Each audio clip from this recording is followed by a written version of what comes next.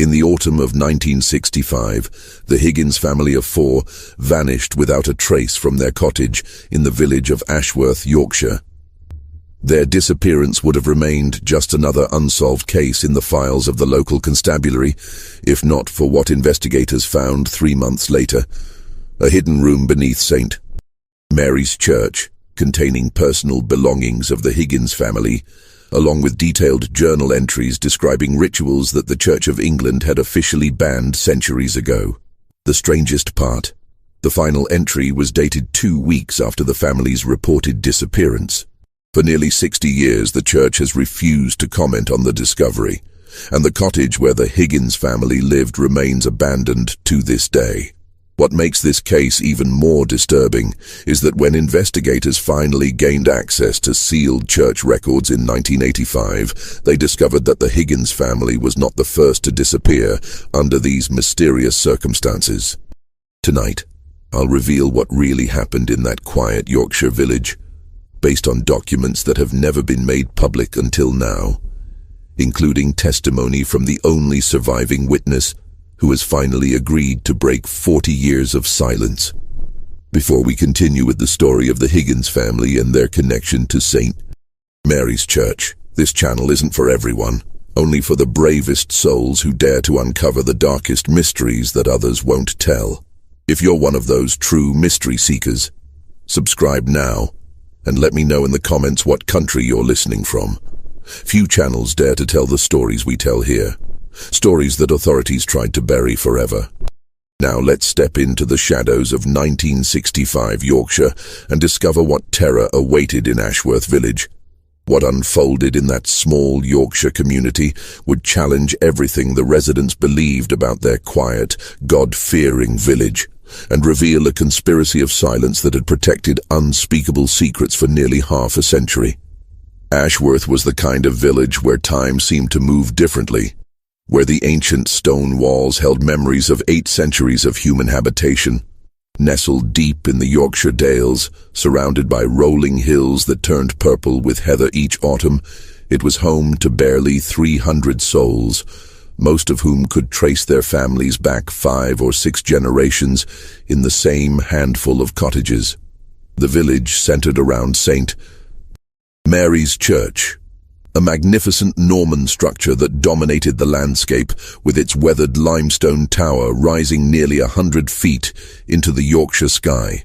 The church had been built in 1187 on the site of an even older Saxon chapel, and local folklore claimed that the location had been considered sacred long before Christianity arrived in the Dales.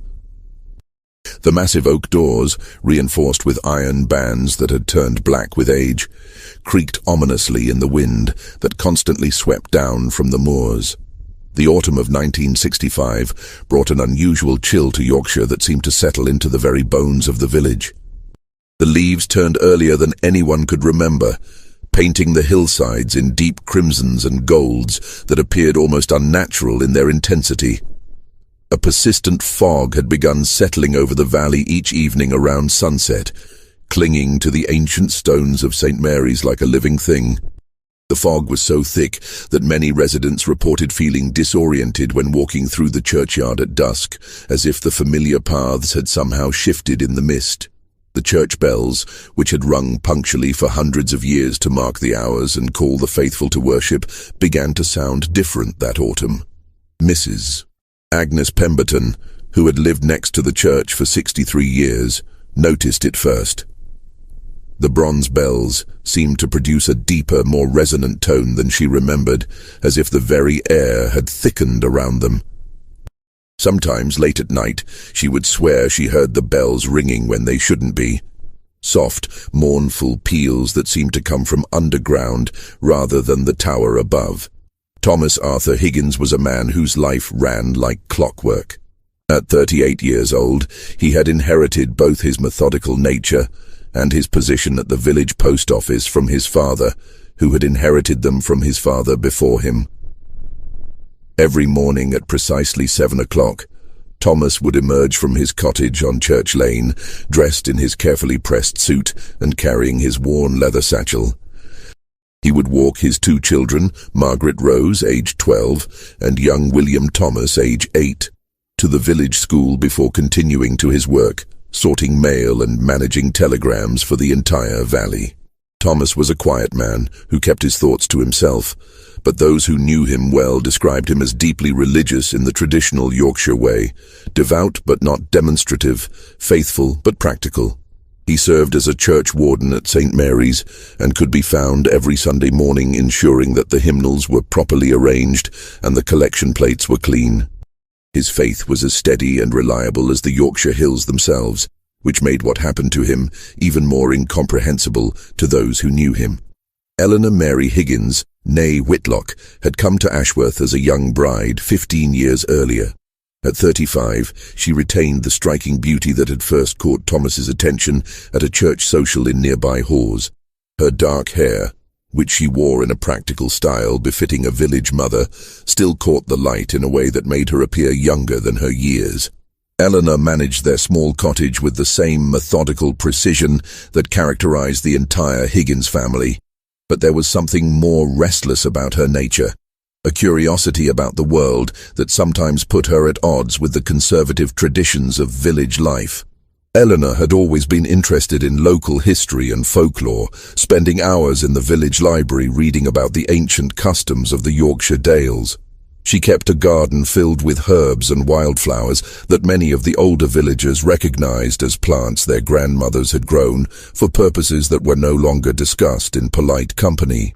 When questioned about her unusual botanical interests, Eleanor would smile and mention that she enjoyed keeping the old traditions alive, though she was never specific about which traditions she meant. The Higgins children were the pride of the village school.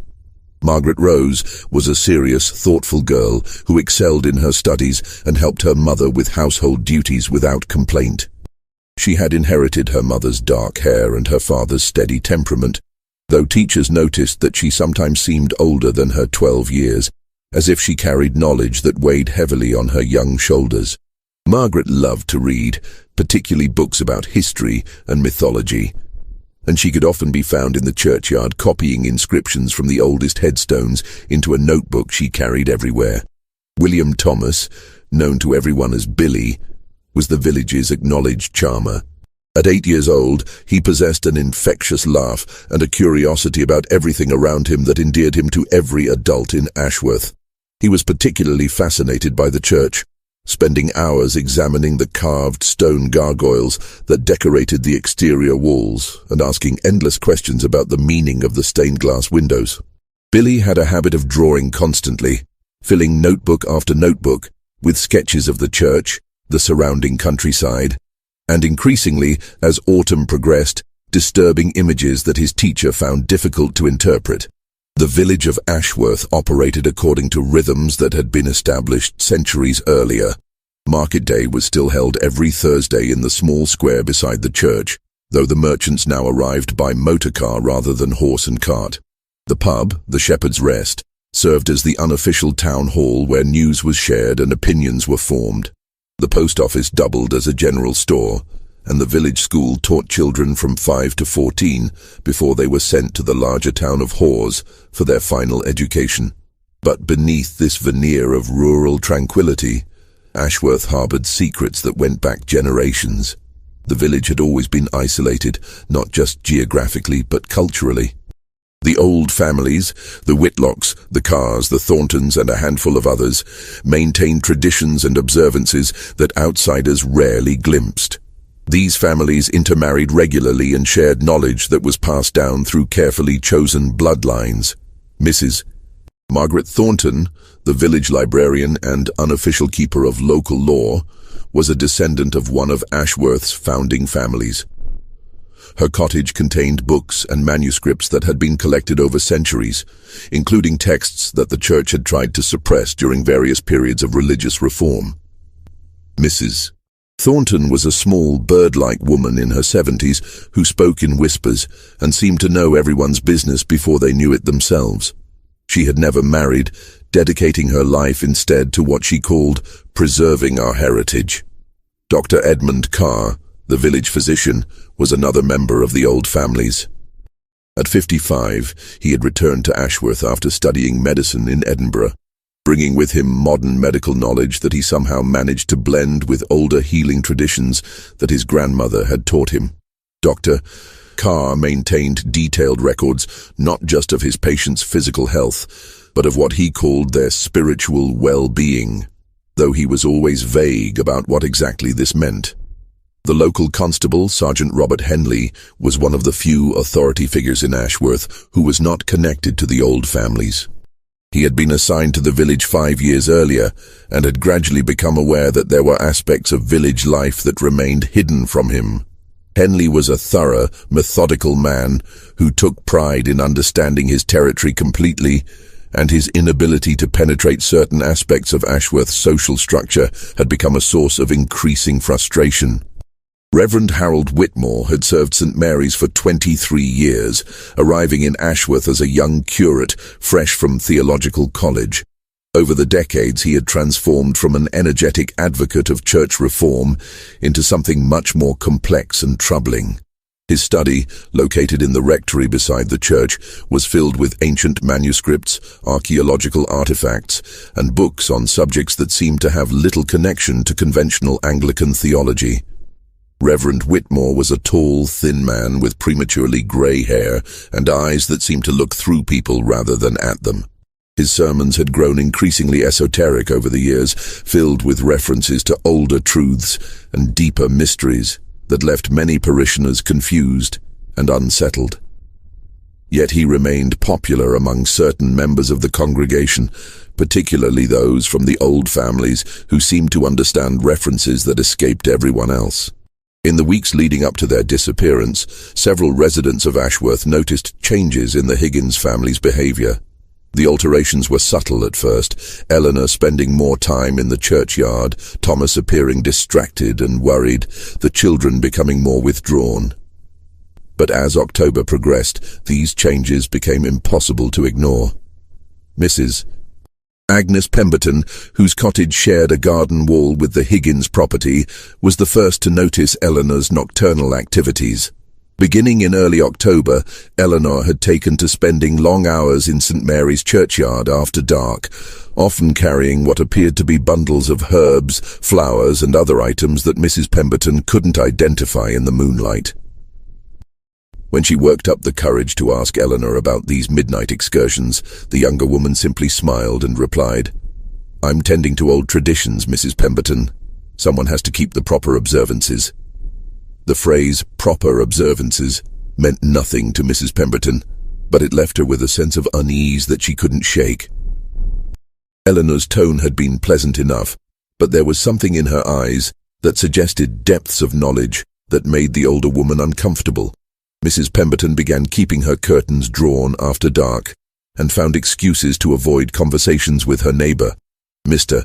Arthur Finch, who owned the village's general store, noticed significant changes in Eleanor's purchasing habits during October. She had always been a careful shopper, buying only what her family needed and maintaining strict household accounts. But suddenly she was purchasing large quantities of unusual items, pounds of coarse salt, dozens of white candles, and what she described as specific herbs from old Mrs. Weatherby, the village's unofficial herbalist who grew medicinal and culinary plants in her extensive cottage garden. When Mr. Finch commented on these unusual purchases, Eleanor explained that she was preparing for the harvest season, though this explanation made little sense given that the Higgins family had never maintained more than a small kitchen garden. The items she was buying seemed more suited to some kind of ceremonial purpose than any practical household use, but Mr. Finch was too polite to pursue the matter further. The village school teacher, Miss Sarah Collins, became increasingly concerned about the behavior of the Higgins children during October. Margaret, who had always been an excellent student, became distracted and withdrawn. She was often caught staring out the classroom window towards St. Mary's Church, and when called upon to answer questions, she would respond as if awakening from a dream. Her essays, once models of clear thinking and proper grammar, became filled with references to ancient wisdom and forgotten truths that seemed far too sophisticated for a 12-year-old. Young Billy's behavior was even more alarming. The normally cheerful and talkative boy had become obsessed with drawing, spending every free moment creating the same disturbing image over and over again. The drawing showed robed figures standing around what appeared to be an altar, with symbols that Miss Collins didn't recognize but that somehow made her profoundly uncomfortable. When she asked Billy to explain his artwork, he would only say that he was drawing what Mummy and Mr. Whitmore taught me about the old church. Miss Collins attempted to discuss her concerns with Thomas during a parent conference in mid-October, but found him evasive and clearly distressed. Thomas admitted that Eleanor had become involved in what he called historical research with Reverend Whitmore and several other village residents, but insisted that it was just academic study. However, his manner suggested that he was far from comfortable with whatever was happening in his household. The organization that would eventually be revealed as the center of Ashworth's dark secrets had begun innocuously enough in 1962.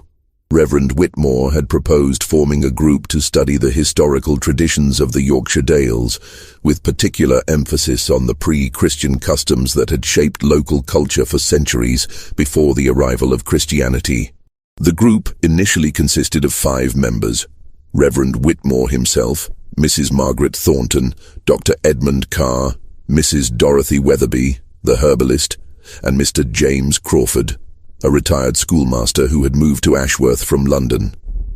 The group met monthly in the church vestry, ostensibly to discuss historical documents and archaeological evidence relating to ancient Yorkshire traditions. They called themselves the Ashworth Historical Preservation Society and claimed to be working on a comprehensive study of local folklore that would eventually be published as a book for the benefit of future generations. Eleanor Higgins joined the group in the spring of 1964, drawn by her long-standing interest in local history and encouraged by Reverend Whitmore, who had noticed her extensive reading on folklore and traditional customs. Eleanor proved to be an enthusiastic and dedicated member, contributing research on herbal medicine and seasonal celebrations that impressed the other participants with its depth and authenticity. What the public didn't know was that the Historical Preservation Society's activities had gradually evolved far beyond academic research. By 1963, the group had begun what they called practical demonstrations of ancient rituals, initially justifying these activities as necessary for understanding the historical contexts they were studying. These demonstrations started simply enough: seasonal celebrations based on agricultural cycles, herbal preparation techniques that had been used for centuries, and meditation practices that they claimed were derived from Celtic spiritual traditions. However, under Reverend Whitmore's guidance, these practices had grown increasingly complex and disturbing. The vicar had convinced the group that true understanding of ancient traditions required not just intellectual study, but experiential participation. He argued that the early church had suppressed valuable spiritual knowledge, and that recovering these traditions was not only academically important, but spiritually necessary. By the time Eleanor joined, the group was meeting twice monthly, with additional special observances scheduled around what they called significant dates in the ancient calendar. These observances took place in a room beneath St. Mary's Church that Reverend Whitmore claimed to have discovered during renovation work. The room, he explained, had been used for religious purposes long before the current church was built, and represented a direct connection to the spiritual practices of their ancestors. Eleanor's enthusiasm for the group's work impressed all the members, but it was her suggestion that families should participate together in certain rituals that marked a turning point in the organization's development. She argued that many ancient traditions were specifically designed around family units, and that incomplete participation might actually be dangerous, potentially leaving rituals unfinished in ways that could have negative consequences. Thomas Higgins had initially been skeptical of his wife's involvement with the Historical Preservation Society, but Eleanor's obvious happiness and intellectual stimulation had gradually won him over.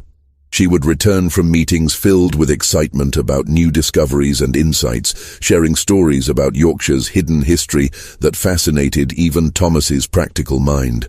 When Eleanor suggested that he might enjoy attending some of the group's presentations, Thomas agreed to visit one of their regular meetings. The meeting Thomas attended in June 1964 seemed harmless enough. Reverend Whitmore had prepared a lecture about medieval agricultural practices, complete with historical documents and artifacts that he had borrowed from various local collections. The other members were clearly knowledgeable and passionate about their research, and Thomas found himself genuinely interested in learning about the farming techniques that his own ancestors might have used centuries earlier. However, as months passed and Eleanor became increasingly involved with the group's activities, Thomas began to notice troubling changes in his wife's behavior and attitudes.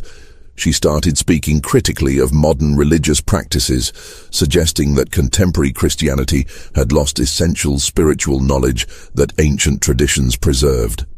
She began keeping unusual schedules, staying up late to read obscure texts that Reverend Whitmore had given her, and waking before dawn to tend to plants and preparations that seemed to have no practical purpose. Most disturbing to Thomas was Eleanor's growing insistence that the children should be educated about the old ways. She began teaching Margaret and Billy about herbal medicine, seasonal celebrations, and what she called proper respect for the forces that shape our world. The children seemed to enjoy these lessons initially, but Thomas noticed that they were becoming secretive about what they learned, sharing private jokes and references that he didn't understand. In September 1965, Thomas decided to speak directly with Reverend Whitmore about his concerns. He arranged a private meeting in the vicar's study, intending to discuss Eleanor's growing obsession with the historical group and its effect on their family life. What he discovered during that conversation would haunt him for the few remaining weeks of his life. Reverend Whitmore received Thomas in his study. A room that had always seemed cluttered with books and papers, but now appeared almost overwhelming in its density of strange artifacts and unfamiliar texts. The vicar listened patiently as Thomas explained his worries, nodding sympathetically and asking thoughtful questions about specific examples of Eleanor's changed behavior. But when Thomas finished speaking, Reverend Whitmore's response was not what he had expected. Instead of offering reassurance or suggesting ways to moderate Eleanor's involvement with the group, the vicar launched into an explanation of why the family's participation in the Historical Society's work was not just beneficial but essential. He spoke about spiritual obligations that transcended individual preferences, about ancient responsibilities that certain families were chosen to fulfill, and about the dangerous consequences of abandoning traditions that had protected the community for generations. Thomas left that meeting more confused and concerned than ever. Reverend Whitmore's words had carried an undercurrent of threat that Thomas couldn't quite identify, but definitely felt. The vicar had made it clear that the Higgins family's continued participation in the group's activities was not merely desired, but required, though he had never explicitly stated what might happen if they chose to withdraw. October 1965 brought an acceleration of strange events in Ashworth that seemed to center around the Higgins family. Eleanor's activities became more intensive and secretive, with multiple trips to the church each week and constant preparation of materials whose purpose she would not explain to her increasingly worried husband. The children's behavior became more erratic, with both Margaret and Billy displaying knowledge and using vocabulary that seemed far beyond their years. Dr. Edmund Carr would later testify that Thomas visited his office 3 times during October, displaying symptoms of severe anxiety and what the physician described as acute nervous exhaustion. Thomas complained of insomnia, loss of appetite, and what he called a feeling of impending doom that he couldn't shake. When Dr. Carr pressed him for details about the source of his distress, Thomas would only say that Eleanor had become involved in activities that he feared were dangerous for the whole family. During his final visit to Dr. Carr's office on October 25th, Thomas appeared to be on the verge of a complete breakdown. He spoke rapidly and incoherently about ancient obligations and ceremonies that can't be stopped once they begin. He asked Dr. Carr about the symptoms of what he called religious mania, and whether there were medical treatments for people who had become convinced they were receiving supernatural communications. Most disturbing, Thomas asked Dr. Carr whether he believed it was possible for old evil to persist in places where terrible things had happened in the past. When the doctor asked what had prompted this question, Thomas replied that Eleanor had been spending time in parts of the church that he was certain had never been open to the public before, and that she claimed to be receiving guidance from sources that existed beyond the ordinary world. Dr. Carr recommended that Thomas speak with Reverend Whitmore about his spiritual concerns, advice that he would spend the rest of his life regretting. What Dr. Carr didn't know was that the vicar was not a source of help for the Higgins family, but the primary architect of their doom. The final week of October brought dramatic changes to the Higgins household that were noticed by everyone who knew the family. Eleanor stopped attending her usual social obligations and was rarely seen outside her cottage except for trips to the church.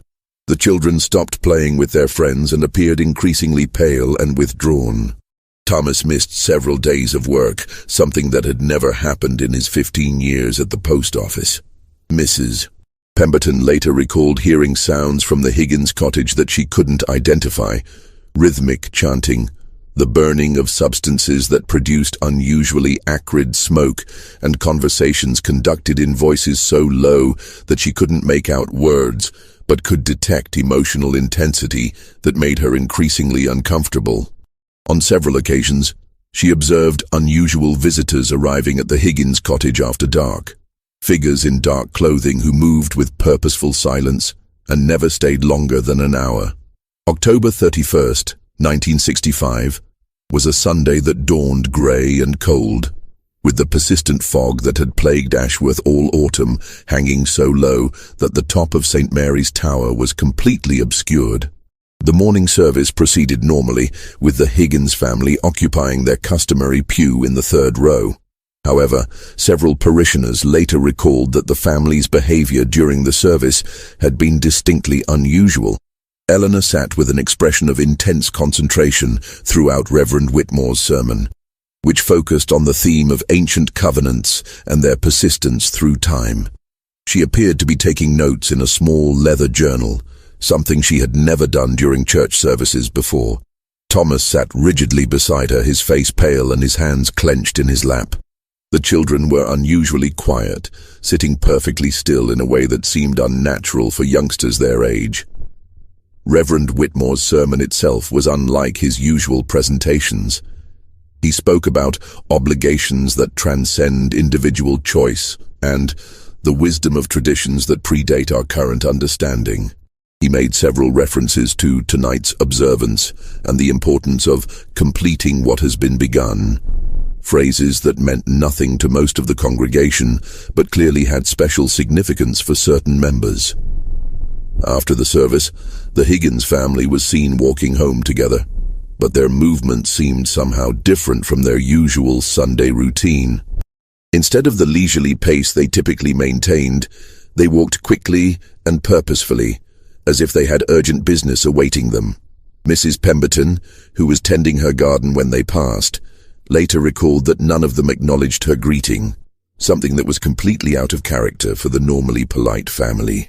The last confirmed sighting of the complete Higgins family was at approximately 2:30 in the afternoon, when Mr. Finch observed them entering their cottage and closing the door firmly behind them. What happened next would only be pieced together months later from evidence found in the hidden chambers beneath St. Mary's Church. Mrs. Pemberton noticed that the lights in the Higgins cottage were extinguished earlier than usual that evening. By 8 o'clock, the house was completely dark, something that had never happened before on a Sunday night, when the family traditionally spent the evening reading and preparing for the week ahead. When she peered through her curtains at 10 o'clock, she could see no signs of life in the cottage at all. But it was sometime after midnight on October 31st that Mrs. Pemberton witnessed the event that would haunt her for the rest of her life. She was awakened by sounds that she initially thought were part of a dream. Distant chanting that seemed to rise and fall with a rhythm that was both hypnotic and deeply disturbing. When she realized that the sounds were real, She moved to her bedroom window to investigate their source. What she saw in St. Mary's churchyard defied rational explanation. Figures carrying candles or torches were moving in what appeared to be a procession around the church building. The figures were dressed in dark robes that obscured their identities, but their movements were purposeful and coordinated, suggesting a ceremony that had been carefully planned and rehearsed. The chanting continued for what seemed like hours, rising and falling in intensity, but never stopping completely. Mrs. Pemberton was certain that she could hear children's voices among the adult ones, high and clear notes that stood out against the deeper tones of the adult participants. The sound made her feel physically ill, though she couldn't explain why. Most disturbing of all, the procession eventually disappeared. Mrs. Pemberton watched as the figures moved toward the church building and simply vanished, as if the ancient stone walls had opened to receive them. The lights continued to flicker in the churchyard for several more hours, but she never saw the participants emerge. Monday morning, November 1st, 1965, began what would become one of the most perplexing missing persons investigations in Yorkshire history. When Thomas failed to appear at the post office by his usual time of 8:15 a.m., his supervisor, Mr. Gregory Walsh, initially assumed that the family was dealing with illness or some other temporary emergency. However, when repeated telephone calls to the Higgins cottage went unanswered, Mr. Walsh decided to investigate personally. He walked to Church Lane and knocked on the cottage door, receiving no response. When he peered through the windows, he could see that the interior appeared neat and undisturbed, but there were no signs of current occupation. The cottage felt empty in a way that suggested the absence was not temporary. Mr. Walsh contacted Sergeant Robert Henley, who arrived at the cottage within 30 minutes to begin a preliminary investigation. What Henley found would puzzle him for months and eventually lead to discoveries that would shake the entire community of Ashworth to its foundation. The cottage door was unlocked, something that was unusual but not unprecedented in a village where most residents trusted their neighbors completely. The interior was immaculately clean and organized, with no signs of struggle, hasty departure, or foul play. The family's personal belongings were in their expected places. Eleanor's purse hanging on its usual hook, Thomas's wallet in the dresser drawer where he always kept it, the children's school clothes laid out for Monday morning. In the kitchen, Henley found evidence that the family had prepared and eaten Sunday dinner. The dishes had been washed and put away, and there were no signs that a meal had been interrupted or abandoned. However, he did notice that certain items seemed to be missing from their usual locations. Candles that Mrs.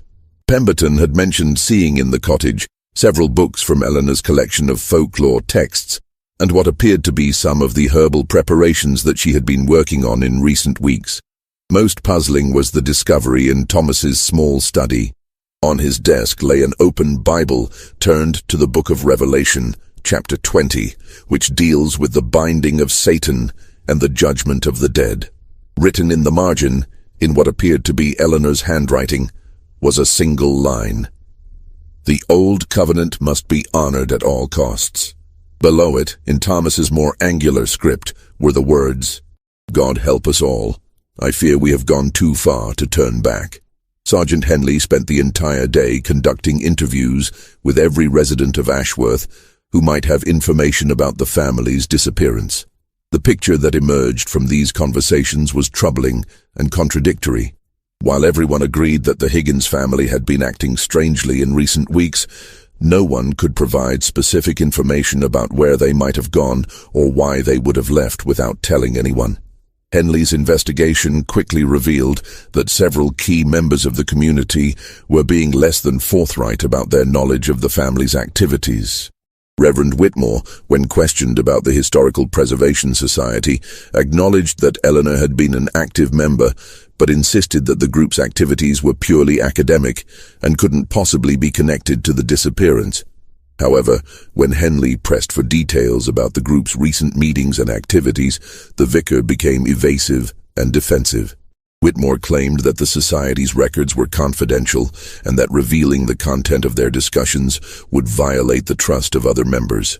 He suggested that the family had probably decided to take an impromptu vacation and would likely return within a few days. Dr.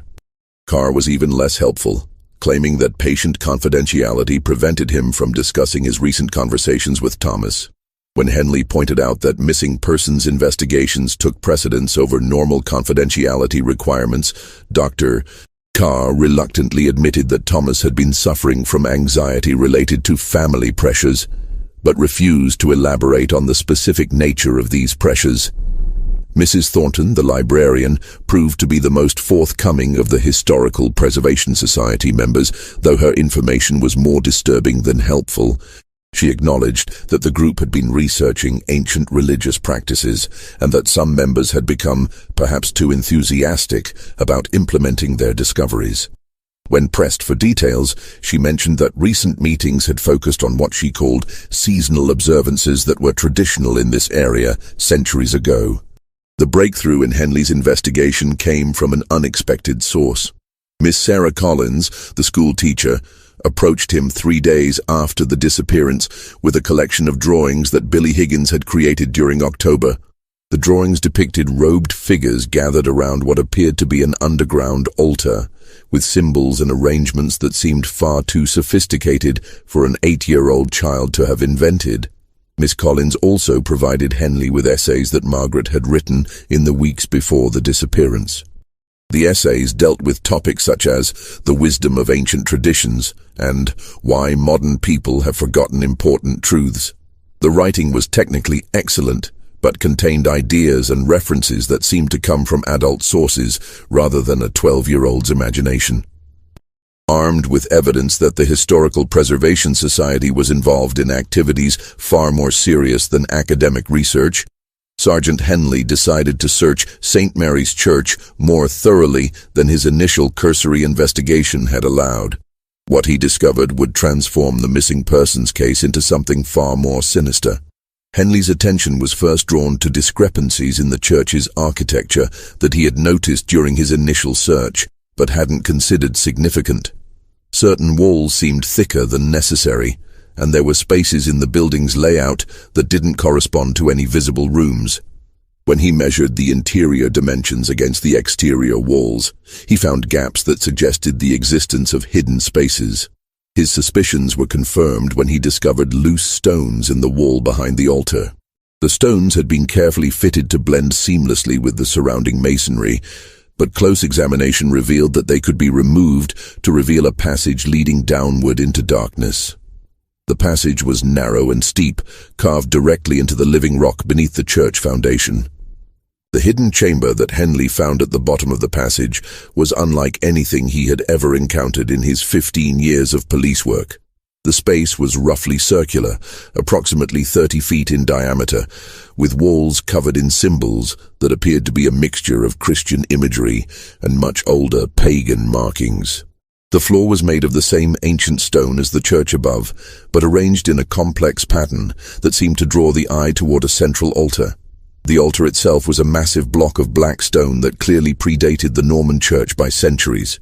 Its surface was stained with substances that Henley preferred not to identify, and it was surrounded by candles, dried herbs, and other materials that suggested recent use. The air in the chamber was thick with the lingering scent of incense and something else, a metallic odor that made Henley's stomach turn. But it was the personal belongings scattered around the chamber that confirmed Henley's worst fears about the fate of the Higgins family. Eleanor's wedding ring lay on the altar, along with Thomas's pocket watch, Margaret's school ribbon, and Billy's favorite toy soldier. The items were arranged carefully, as if they were offerings rather than simply discarded possessions. More disturbing than these personal effects were the documents that Henley found throughout the chamber. Handwritten journals, some dating back decades, described rituals and ceremonies that had been conducted in the underground space by successive generations of Ashworth residents. The most recent entries were in Eleanor's distinctive handwriting and revealed the true nature of the Historical Preservation Society's activities. Eleanor's journal entries, dating from her first involvement with the Historical Preservation Society in 1964 through the final entry on October 30, 1965, provided a detailed account of how academic research had gradually transformed into something far more dangerous and obsessive. The early entries showed genuine intellectual curiosity about local traditions and folklore, but as months passed, the tone became increasingly reverential toward what Eleanor called the old wisdom and the true faith. By the spring of 1965, Eleanor's journal entries revealed that the Historical Preservation Society had moved far beyond theoretical research into what they called practical restoration of ancient religious practices. The group had convinced itself that modern Christianity had corrupted essential spiritual truths and that recovering older traditions was not just academically interesting, but spiritually necessary for the community's well-being. Eleanor wrote extensively about rituals that the group had begun performing in the hidden chamber, starting with simple seasonal celebrations and gradually progressing to more complex ceremonies that she claimed had been practiced in the Yorkshire Dales for thousands of years before Christianity arrived. She described these rituals in loving detail, emphasizing their beauty and spiritual power, while glossing over aspects that might have concerned a more objective observer. The most disturbing entries dealt with what Eleanor called the harvest ceremony, a ritual that she claimed was essential for maintaining the spiritual protection of the community. According to her research, this ceremony required the participation of a complete family unit and could only be performed on specific dates when the barriers between worlds were thinnest. Eleanor's final entries revealed that she had convinced herself that her family had been chosen for a special role in preserving ancient traditions. She wrote about signs and portents that had appeared in recent weeks, suggesting that the time had come for the Higgins family to fulfill their spiritual obligations. The tone of these entries was ecstatic and filled with religious fervor that bordered on mania. But it was the discovery of a second journal, hidden beneath loose stones in the chamber floor, that provided the most shocking revelations about what had really happened to the Higgins family and countless others before them. The hidden journal was bound in cracked leather and appeared to be much older than Eleanor's records. The handwriting belonged to multiple authors spanning several decades, with entries dating back to the 1920s. What Sergeant Henley found in these pages would reveal that the Ashworth Historical Preservation Society was not a recent aberration, but part of a conspiracy that had been operating for nearly 50 years. The earliest entries were written by Reverend Whitmore's predecessor, Father Michael Blackwood, who had served St. Mary's from 1919 until his mysterious death in 1942. Father Blackwood's initial entries described his discovery of the underground chamber during renovation work and his fascination with the ancient symbols and artifacts he found there. Like Whitmore after him, Blackwood had been an educated man with interests in archaeology and local history. However, Father Blackwood's journal revealed a gradual descent into obsession and ultimately something far darker than academic research. By the mid-1920s, he was writing about communications he believed he was receiving through meditation in the underground chamber. These communications allegedly provided instructions for rituals that would ensure the community's prosperity and protection from outside threats. The journal contained detailed descriptions of ceremonies that Father Blackwood claimed were based on authentic ancient traditions, but which were clearly his own inventions. Influenced by his reading of occult literature and his growing psychological instability, the rituals became increasingly elaborate and demanding, requiring specific participants chosen according to criteria that seemed to change based on Father Blackwood's personal whims and paranoid delusions. By 1928, the journal entries revealed that Father Blackwood had recruited a small group of followers who were willing to participate in his ceremonies. The group included many of the same family names that would later be involved in Reverend Whitmore's Historical Preservation Society: the Thorntons, the Carrs, the Weatherbys, and others. Father Blackwood had convinced these families that they were part of an ancient bloodline chosen to preserve sacred knowledge. The most horrifying entries described what Father Blackwood called the ultimate sacrifice, ceremonies that he claimed would ensure the community's protection, but which clearly involved the murder of entire families. The first such ceremony was conducted in October 1930 and involved the Morrison family, who had recently moved to Ashworth from Scotland. Father Blackwood's description of their deaths was clinical and matter-of-fact, as if he were recording a routine religious observance rather than multiple murders. Henley's analysis of the journal entries revealed a consistent pattern that had been followed for decades. Every few years, Father Blackwood and later Reverend Whitmore would select a family for what they called spiritual elevation. The selection process was based on criteria that seemed designed to target families who were either new to the community or socially isolated in ways that would make their disappearance less likely to attract outside attention. The Morrison family in 1930 had been followed by the Hartwell family in 1933, the Spencers in 1936, and the Dunbars in 1939. Each family's disappearance had been carefully orchestrated to appear voluntary. Their possessions would be quietly disposed of, their cottage would be rented to new tenants, and anyone who asked questions would be told that the family had decided to emigrate or move to another part of the country. Father Blackwood's death in 1942 had temporarily interrupted the pattern, but Reverend Whitmore's arrival in 1943 had marked the beginning of a new phase. Whitmore's journal entries, which began appearing in the Hidden Record in 1945, showed that he had discovered Father Blackwood's work and initially been horrified by what he found. However, over the course of several months, Whitmore had convinced himself that his predecessor's actions had been spiritually justified. Whitmore's rationalization process was documented in painful detail. He wrote about prayer and meditation sessions in the underground chamber where he claimed to receive divine guidance about continuing Father Blackwood's work. He interpreted various coincidences and natural events as signs that the murders had indeed protected the community from disasters that would otherwise have befallen it. By 1947, Whitmore had resumed the pattern of ritualized murder, selecting the Fletcher family as his first victims. His journal entries showed that he had refined Father Blackwood's methods, developing more sophisticated techniques for psychological manipulation and community misdirection. Whitmore understood that the key to maintaining the conspiracy was ensuring that community members genuinely believed they were participating in beneficial spiritual practices rather than murder. The families who disappeared under Whitmore's leadership included the Ashfords in 1950, the Kellys in 1953, the Bradfords in 1956, the Hawkins in 1959, and the Pattersons in 1962. Each disappearance had been preceded by months of psychological preparation, with the selected family being gradually drawn into the Historical Preservation Society and convinced that they had been chosen for a special spiritual role.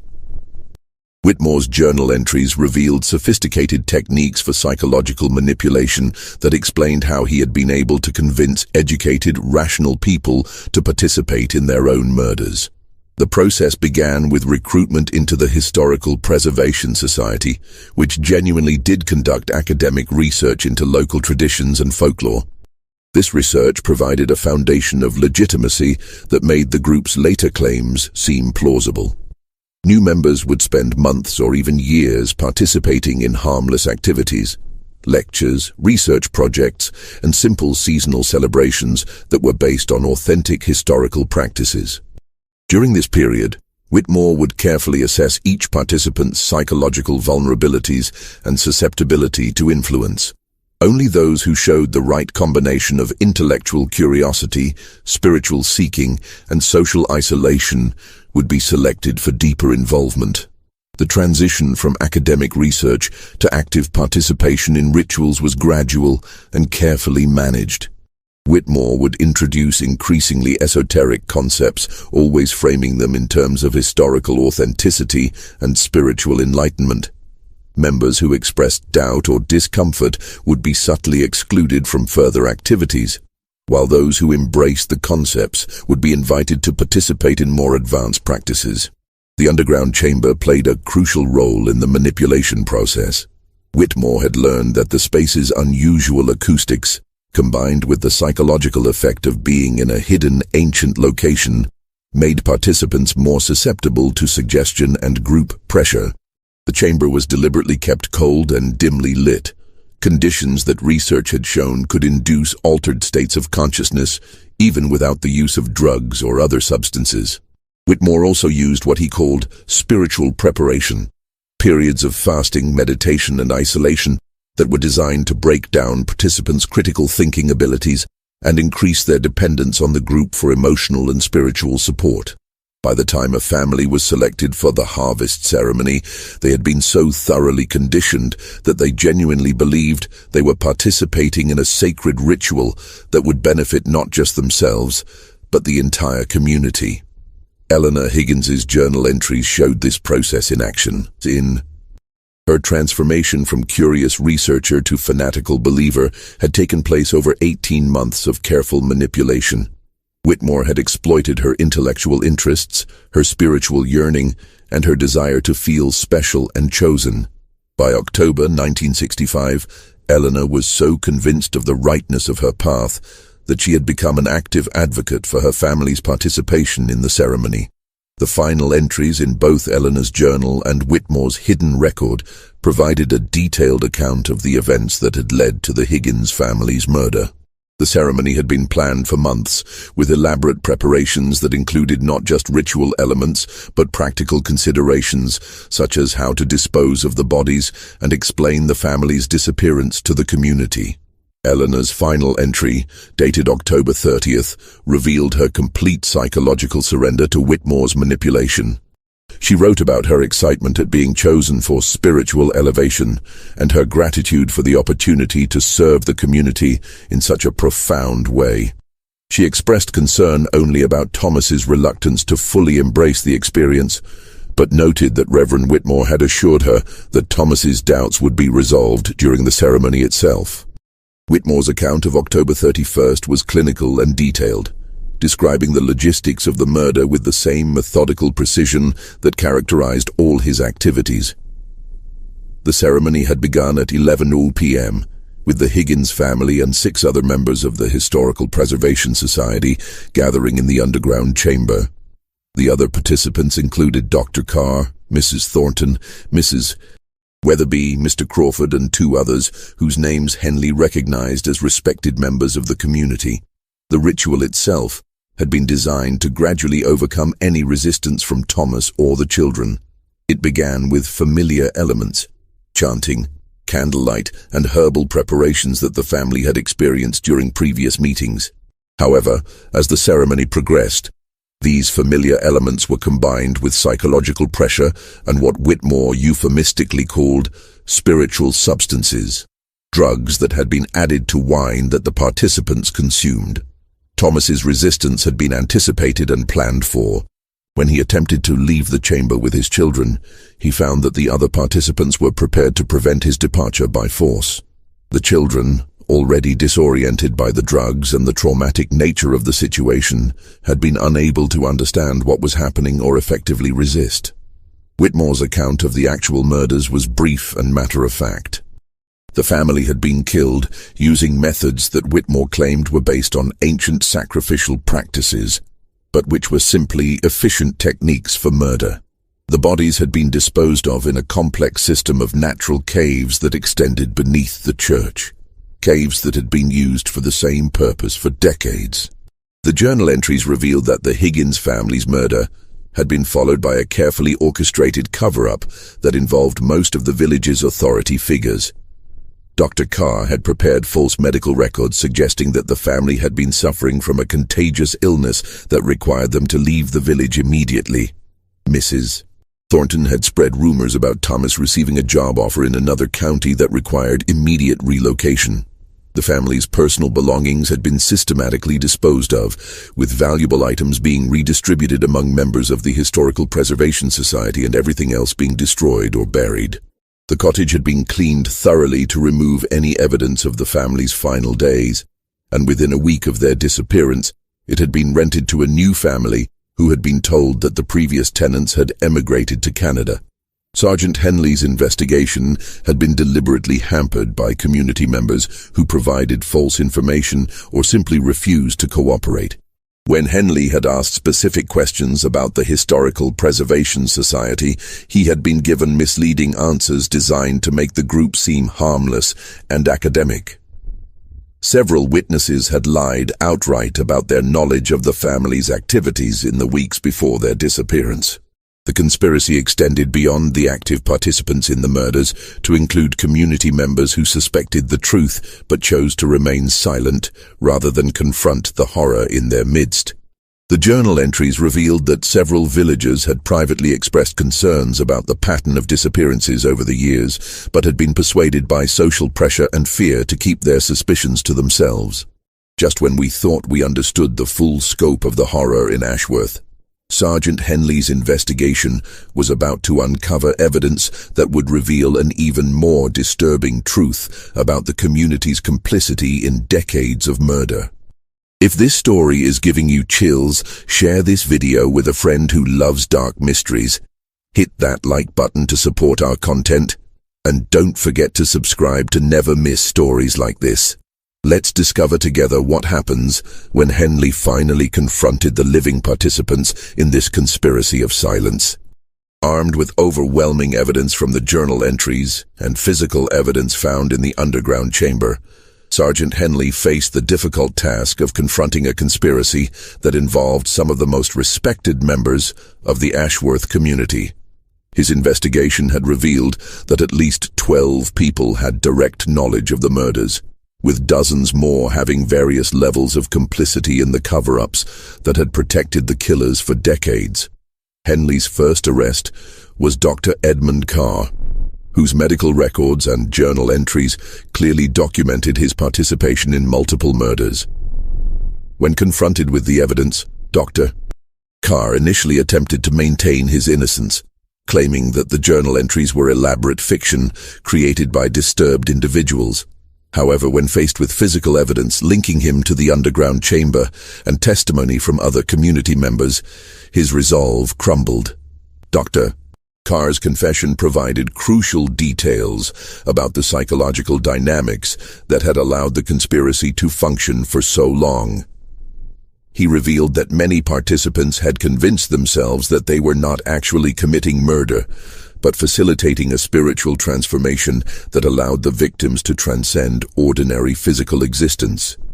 This elaborate self-deception had been essential to maintaining the group's cohesion and preventing members from developing guilt or remorse that might lead them to confess. Mrs. Margaret Thornton proved to be more resilient under questioning, maintaining for several days that the Historical Preservation Society had been devoted entirely to legitimate academic research. However, Henley's discovery of additional evidence in her cottage, including personal belongings from several of the murdered families, eventually forced her to acknowledge her role in the conspiracy. Mrs. Thornton's confession revealed the extent to which the murders had been integrated into the community's social and economic structure. The belongings of murdered families had been redistributed among conspiracy members. The victims' cottages had been rented or sold to provide income for the group's activities, and the disappearances had been used to eliminate families whose presence in the community was seen as disruptive or undesirable. Reverend Whitmore's arrest was the most dramatic and revealing of all. When Henley arrived at the rectory with a warrant, he found the vicar in his study, surrounded by documents that he was attempting to destroy. Whitmore had clearly been expecting arrest and had spent the previous days trying to eliminate evidence of his crimes. However, Whitmore's psychological state had deteriorated significantly since the Higgins murders. The journal entries had revealed growing paranoia and grandiose delusions in his final months, and by the time of his arrest, he was clearly suffering from a severe mental breakdown. His initial statements to Henley were rambling and incoherent, filled with references to divine commands and spiritual obligations that bore no relation to reality. The trial of the Ashworth conspirators, held at York Crown Court in the spring of 1966, attracted national attention and exposed details of the case that shocked even experienced observers of criminal behavior. The evidence presented during the trial painted a picture of systematic murder and community-wide complicity that challenged fundamental assumptions about human nature and social organization. The prosecution's case was built around the journal entries, physical evidence from the underground chamber, and testimony from community members who had gradually been persuaded to break their silence. The scale of the conspiracy became clear as witness after witness acknowledged some level of knowledge about the murders, ranging from direct participation to willful ignorance of obvious warning signs. Dr. Carr's testimony was particularly damaging to the other defendants. His detailed account of the psychological manipulation techniques used by Father Blackwood and Reverend Whitmore revealed how educated, rational people had been gradually conditioned to participate in activities that they would normally find abhorrent. The process had been so gradual and carefully managed that many participants genuinely believed they were serving a noble purpose, even as they committed heinous crimes. The trial also revealed the economic motivations that had sustained the conspiracy alongside its pseudo-religious justifications. The murdered families had typically been property owners whose assets had been absorbed by the conspiracy members after their deaths. The pattern of victim selection had been influenced not just by spiritual considerations, but by practical factors such as property values and inheritance laws. Mrs. Thornton's testimony provided insight into the role that social pressure and community dynamics had played in maintaining the conspiracy. She described how dissent or questioning had been systematically discouraged through ostracism, economic pressure, and implied threats. Community members who expressed doubts about the disappearances had found themselves excluded from social activities, denied services, and subjected to rumors that damaged their reputations and livelihoods. Reverend Whitmore proved to be the most challenging defendant to prosecute due to his deteriorating mental state. Court-appointed psychiatrists determined that he was suffering from severe delusional disorders that may have been present for years before his crimes were discovered. However, the evidence clearly showed that his delusions had not prevented him from planning and executing complex criminal activities with considerable skill and forethought. As the trial progressed, the full scope of the Ashworth murders became clear. Forensic investigators working in the cave system beneath St. Mary's Church recovered the remains of 17 families, totaling 63 individuals, who had been murdered over a period of 35 years. The victims ranged in age from infant children to elderly grandparents, with entire family lines having been exterminated by the conspiracy.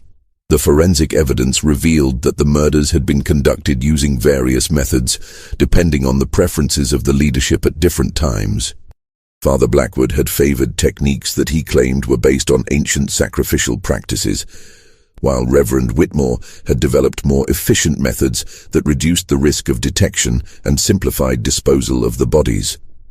Many of the victims showed evidence of having been drugged before their deaths, supporting testimony about the use of substances to reduce resistance and make the murders easier to accomplish. The children's remains were particularly disturbing, showing signs of prolonged terror that suggested they had been aware of their fate before being killed. The investigation also revealed that the conspiracy had extended beyond Ashworth to include contacts in other Yorkshire communities.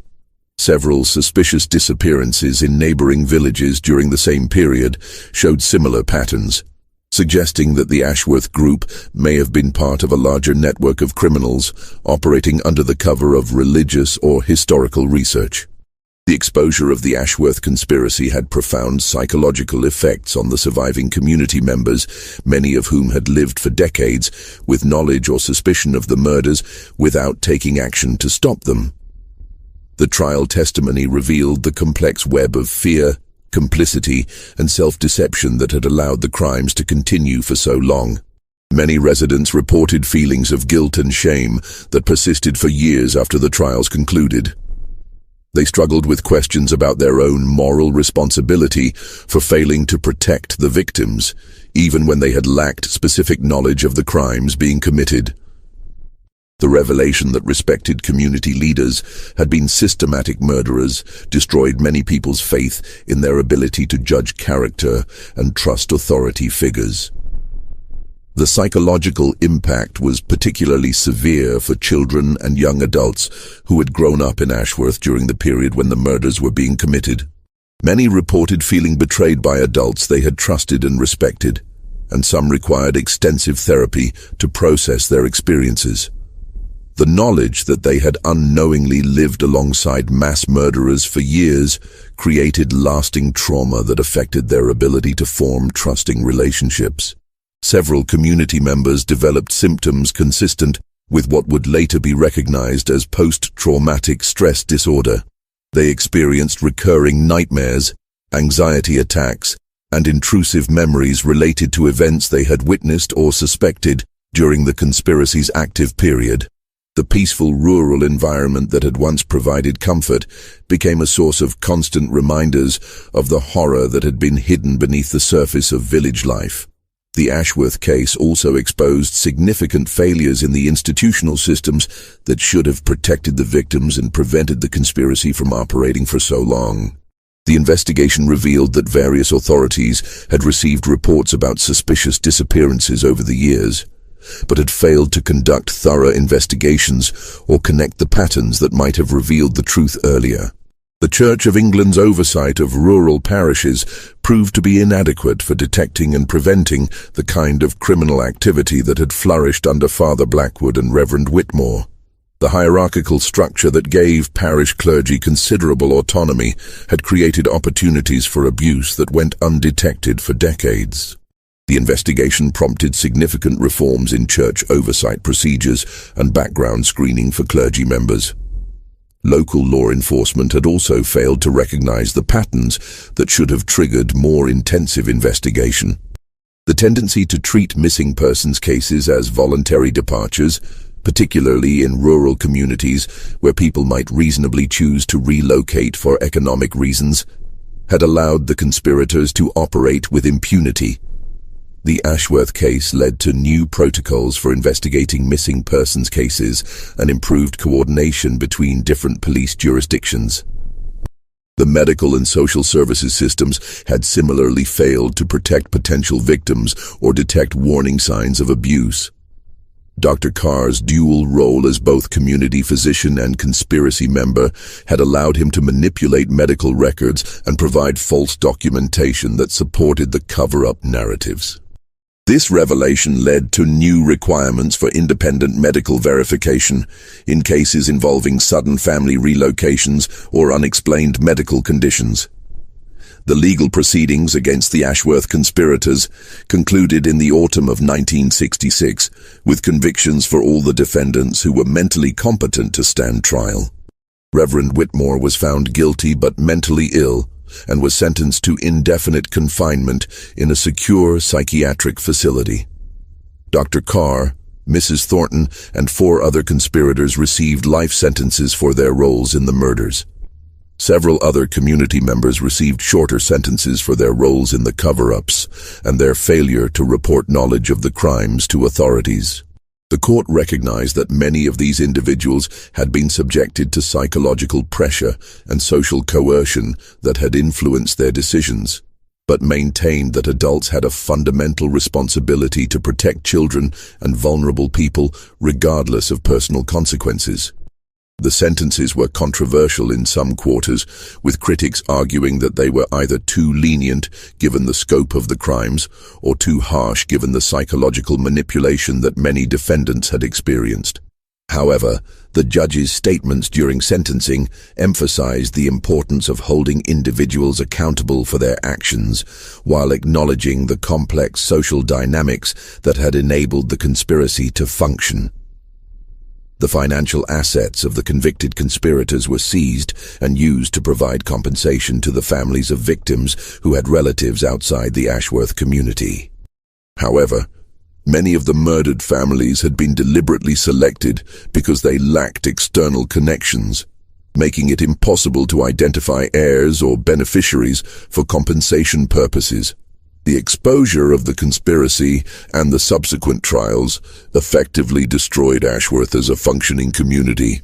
Most residents who were not directly implicated in the crimes chose to relocate rather than continue living in a place associated with such horror.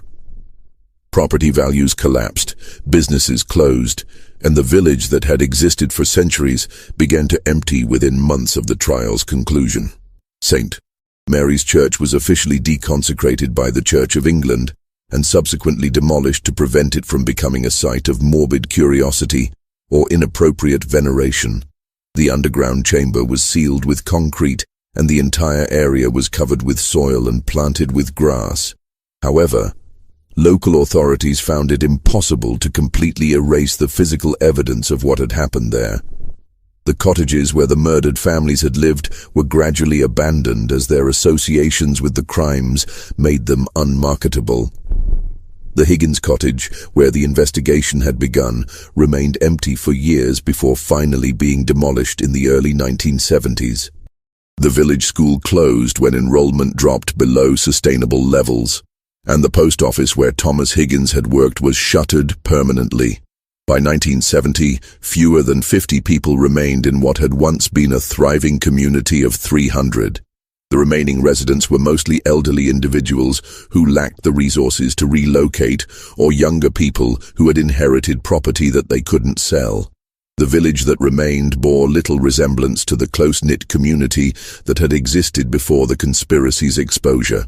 The physical infrastructure of Ashworth gradually deteriorated as maintenance became economically unfeasible. Roads developed potholes that weren't repaired, buildings fell into disrepair, and the carefully maintained gardens and public spaces became overgrown. The village that had once been a model of rural English community life became a ghost town that served as a permanent reminder of the horror that had flourished there. The Ashworth case had implications that extended far beyond the immediate community where the crimes had been committed. It became a subject of academic study for criminologists, psychologists, and sociologists who sought to understand how systematic murder could be maintained for decades within a small, seemingly normal community. The case challenged fundamental assumptions about human nature and social organization. The revelation that ordinary people could be gradually conditioned to participate in mass murder forced experts to reconsider their understanding of how atrocities develop and persist. The Ashworth conspiracy demonstrated that evil could flourish not just under totalitarian regimes or in wartime conditions, but within peaceful democratic societies when the right psychological and social conditions were present. The religious aspects of the case prompted extensive discussion within various faith communities about the dangers of spiritual authority and the need for accountability in religious organizations. The fact that both perpetrators had been ordained clergy members who had used their positions to manipulate and murder their parishioners highlighted vulnerabilities in traditional religious structures that had previously received little attention. The case also contributed to growing awareness of the psychological techniques that could be used to manipulate individuals and groups. The detailed documentation of how normal, rational people had been gradually transformed into accomplices to murder provided valuable insights into the processes of radicalization and social control that would later inform research into cult behavior, terrorism, and other forms of extremist activity. This mystery shows us how easily communities can be deceived and corrupted by those who claim to act in the name of tradition or higher purpose. The Higgins family, like so many others before them, trusted their neighbors, their church, and their community leaders, never suspecting that beneath the surface of their quiet village lay a network of murder and deception that had been operating for decades.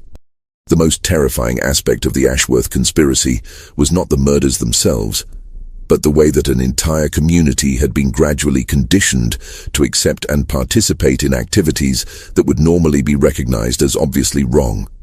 The process had been so gradual and carefully managed that many participants genuinely believed they were serving a noble purpose, even as they committed or enabled heinous crimes. The case demonstrates the importance of questioning authority, maintaining connections with the outside world, and refusing to accept explanations that don't make rational sense, no matter how prestigious or trusted their sources might be. It shows how isolation, both geographical and social, can create conditions where harmful ideas and practices can flourish without the scrutiny that might otherwise expose their true nature. Perhaps most importantly, the Ashworth case reminds us that the greatest horrors often come not from obvious monsters, but from the corruption of ordinary people who lose their way in the darkness of fanaticism, greed, and misplaced loyalty. The Higgins family's tragedy serves as a permanent warning about the dangers of surrendering critical thinking to charismatic leaders who claim to possess special knowledge or authority. What do you think of this story? Could something like this really happen in a small, close-knit community? Do you believe that ordinary people could be gradually manipulated into participating in such horrific crimes? Leave your thoughts in the comments below. If you enjoyed this chilling tale and want more dark mysteries like this, subscribe to our channel, hit that notification bell, and share this video with someone who appreciates true crime stories that explore the darkest aspects of human nature. Until next time, remember that the most terrifying monsters often hide behind the most respectable facades, and that our greatest protection against such evil is our willingness to ask difficult questions and refuse to accept comfortable lies.